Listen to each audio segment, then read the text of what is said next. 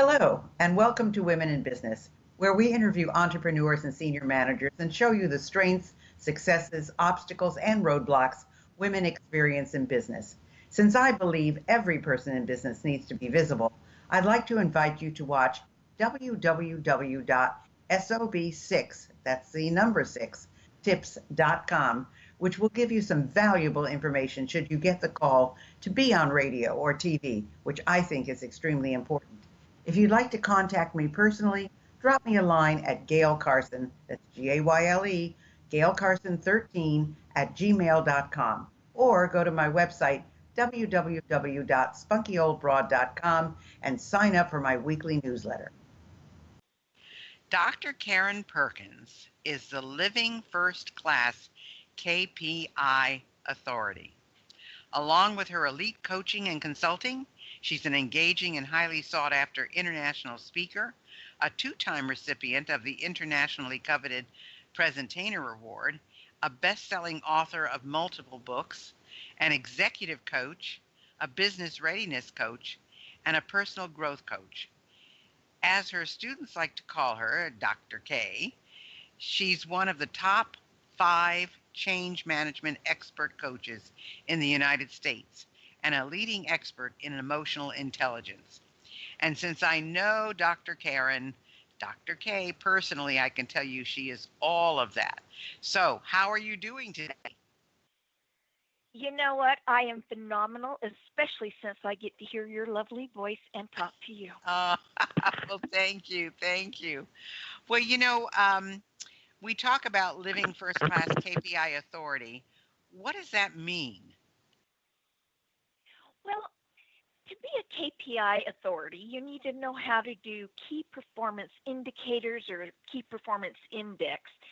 And with companies, that's where you go in and find what areas they need to improve so that they can get their company at the highest level of production. And it's no different with people. And with Living First Class, we all have our own definition of what first class is for us. But there are certain things for each of us individually that we're not having key performance in, and it's holding us back. And so I go in and help people find out what areas they need to work on or do something a little bit differently so that they have their key performance in line and they expedite the life that they've always wanted and that they truly live their own personal first-class life.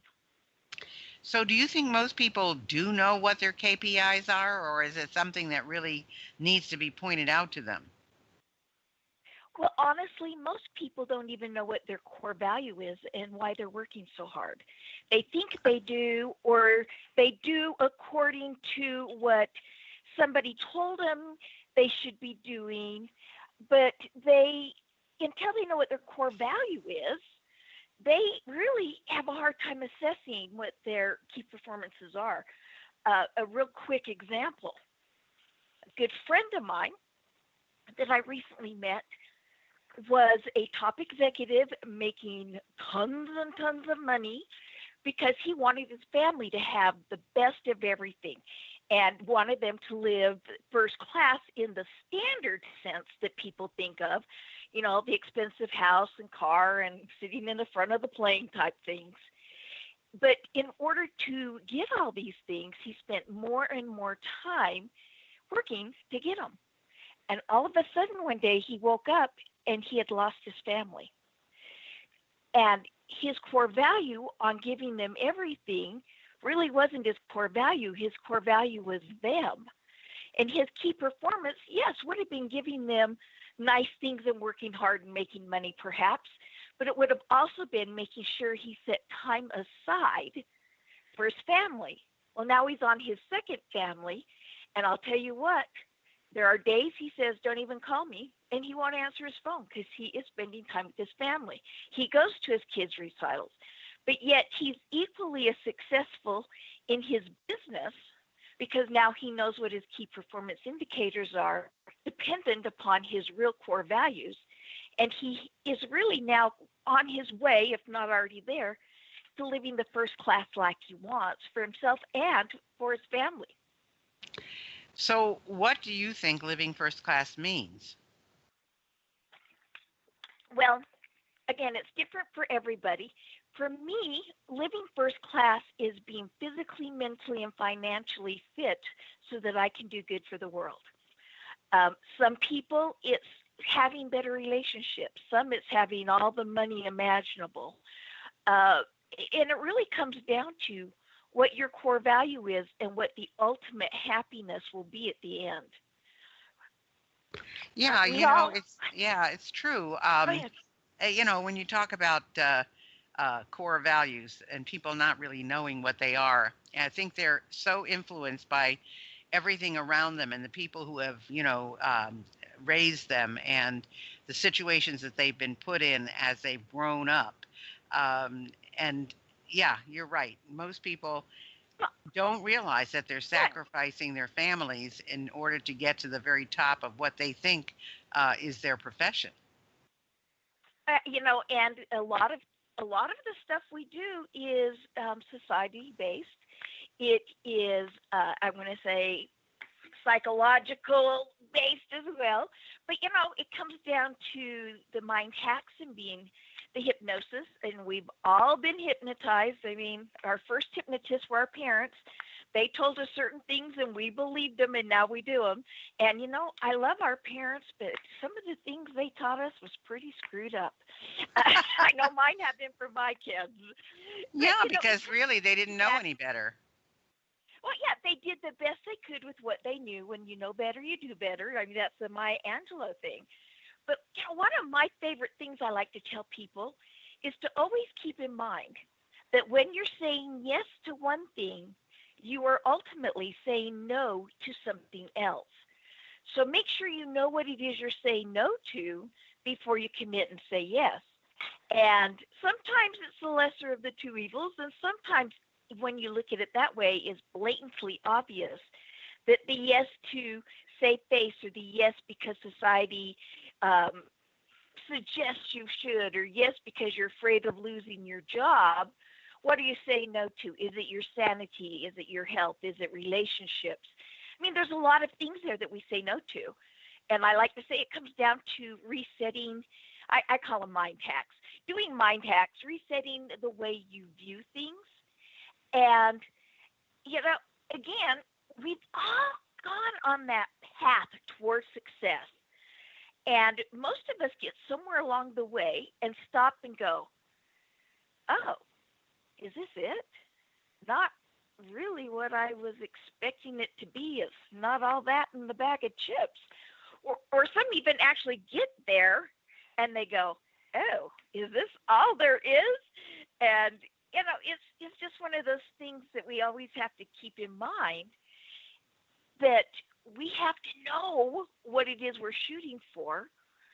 And then once we know what we're shooting for, plan our life accordingly, come up with our own personal blueprint. And that's one of the things we do with Living First Class, is you come up with your own personal blueprint.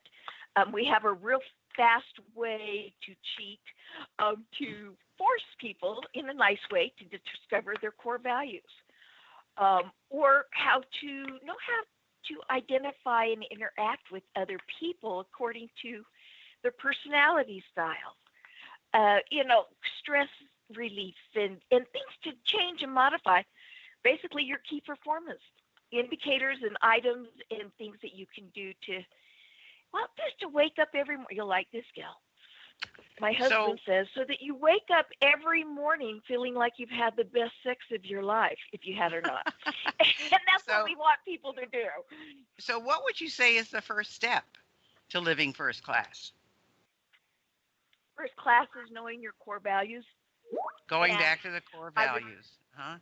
yep, and I would, the second step is knowing what your personality style is, personality style of other people, and how to interact with them, because everything we get in life we get from someone else, and we give to other people. So if we understand that, we can serve better.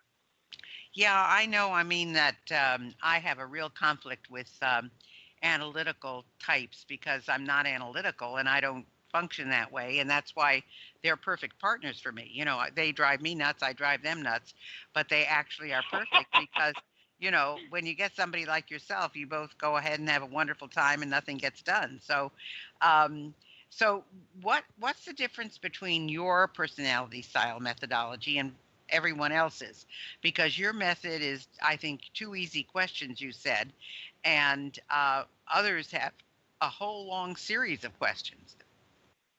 Yeah, the 5-minute test you take, which is 3 questions asked 400 different ways. Uh, Yeah. there are a lot of personality profiles out there, and I'm going to say, most of them are really good. For me, the key thing was making it easy to understand. I mean, I've done Myers-Briggs, but if you asked me what my 4 code was, I couldn't tell you or what it meant. DISC, I taught it. I know it inside and out, but I still have to stop and really think which letter represents which personality. And so I simplified it. In fact, Dr. Tony Alessandro, the great god of DISC, not only endorsed my book, Emotional Power, where I have some of the information on my profiles in it, he asked to write the foreword and then asked, you like this, if he could use my profile to teach DISC when he's doing it. And mine comes down to 2 simple questions, and then the 4 base personalities are animals that are self-explanatory. I mean, a peacock, they're showy, they're out front, you notice them right away, they're your socializers. Your lion, they're your directors, your A-type personalities, they jump in and take charge. Your owls, those are the analyticals that drive me and you nuts. They're always searching for information and researching, and we always think of the wise old owl. And then the lamb. The lambs are giving and loving and cuddly, and they'll even give the wool right off their back, and they're there to serve. Well, it's real easy to look at somebody and say, okay, are you social? Are you a director? Are you analytical? Are you loyal and cuddly and sharing? Sharing's a better word. And with the 2 easy questions, you can just narrow it down instantly. And once you know what you are and you understand what they are, there's a whole different way of communicating with them. And we have all kinds of tools to help people understand in detail about people, their strengths, their limitations, perceived limitations, their likes, their dislikes, their values, their motto, their fears, their communication preferences, how to easily identify them, what's going to actually make them fight against you, and what's going to make them want to serve and help you. And so the conflict is not there if you're actively engaged in speaking to them the way they need to speak, and then you're listening to them the way they speak as well. So people, I know that for me, when I ran my first business, I was definitely going by the DISC. I was definitely a high I, and then I had the D backup because I had to. I was out there and I was making contacts, and that's my forte. And then when I had to get things done, I turned into my D. But once I went on the road, I became a D because I was in charge of getting there and getting things done, making sure the rooms were set up right.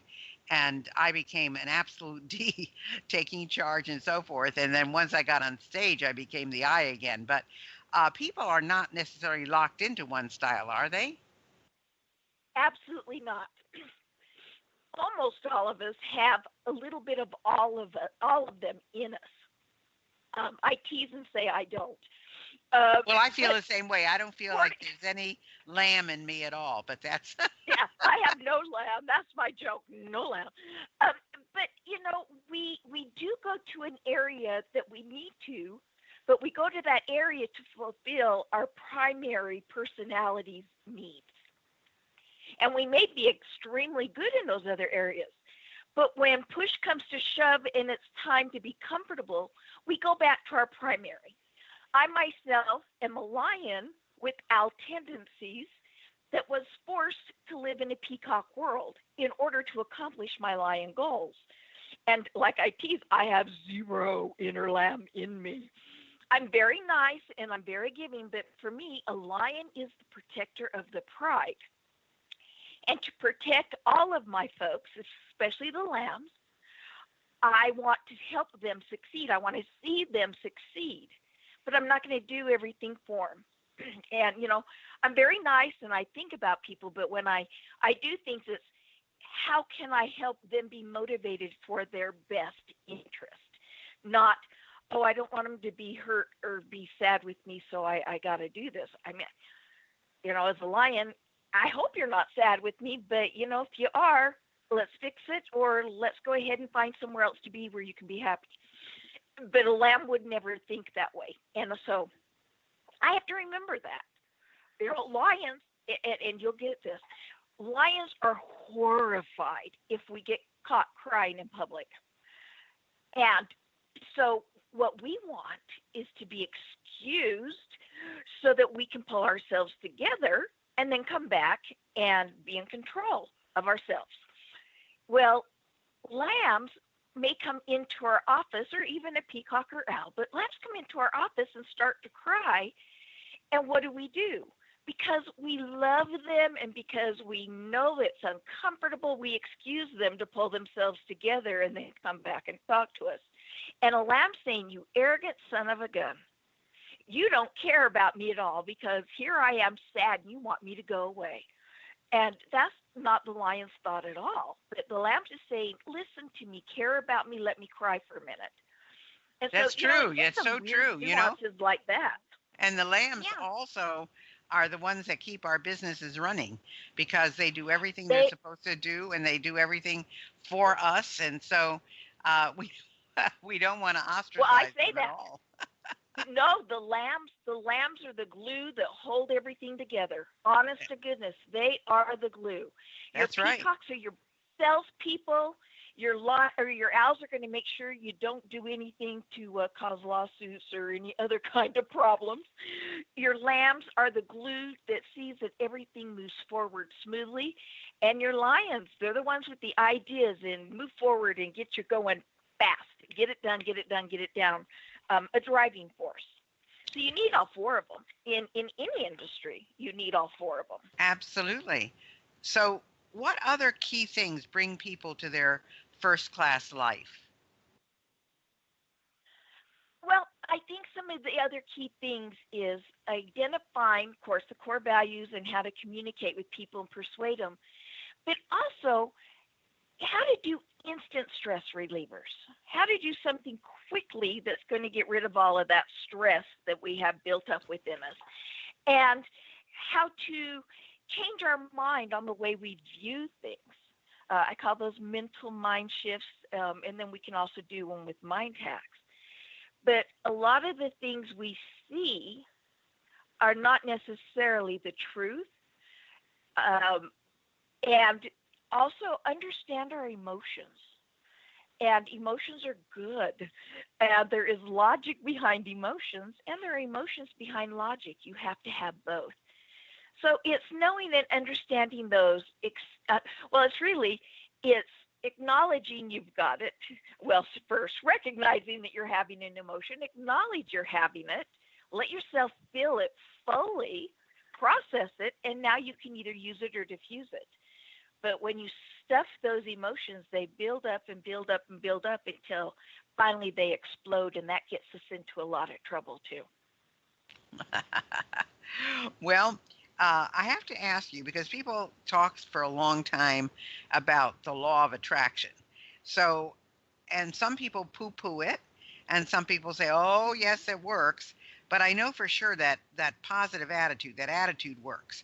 So where does attitude and the law of attraction fit in? Attitude is everything. I mean, I've given you all the other stuff we have to do, core values, communicate, et cetera, But if I have a bad attitude and I want to believe the world is against me, I will send out those energy waves And I will only notice the things that are bad, not necessarily the things that are good that would have been happening if I'd had a good attitude, and the bad things may have happened if I had a good attitude. But that which we focus on expands. And if you focus on everything's going wrong, which we've all done from time to time, especially me, and I know better, but if we focus on what's going wrong, we have a hard time seeing what's going right so that we can clasp onto it. And, the one law of the universe is energy. It's honest truth. People in days past said, oh, that's woo-woo. But that is the one law of the universe is energy. And the truth is that your energy, which is based on your attitude, your energy is felt within a 30-foot radius for anyone around you, if they can see you or not. And there's been study after study after study showing that that's the case. And so when you have a bad attitude, people tend to respond to you differently. When you have a bad attitude, you respond to people differently. When you have a bad attitude, again, you're looking for things to prove there's a reason to have a bad attitude. And when you look for things, you tend to find them. When you have a good attitude, people want to be around you. People want to help you. People want to come up with ideas for you. When you have a good attitude, you open your mind up to seeing possibilities. Bad things still happen, and you don't pretend they don't. You acknowledge them, and you either make the best of it, or you remove yourself from the situation, or you say, okay, it's bad. I have a heavy heart. Let's keep going. But when you are looking at the positive, again, you see all of the possibilities. And so that's what you tend to lean toward. And those possibilities grow and expand.